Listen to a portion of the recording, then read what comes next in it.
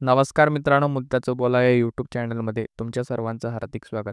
एक अतिशय महत्त्वाची माहिती समोर येत आहे.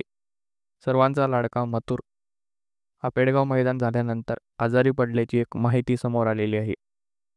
त्यामुळे येत्या काळामध्ये मथुर हा आपल्याला काही दिवस विश्रांती करताना पाहायला मिळणार आहे.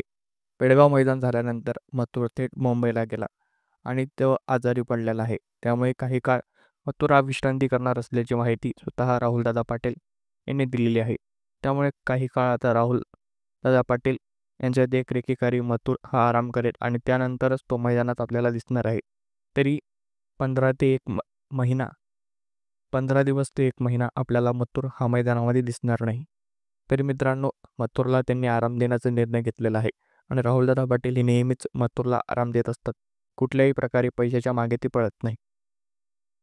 मथुरविषयी आपल्याला काय वाटतंय आम्हाला कमेंट बॉक्समध्ये सांगायला अजिबात विसरू नका. मनःपूर्वक धन्यवाद.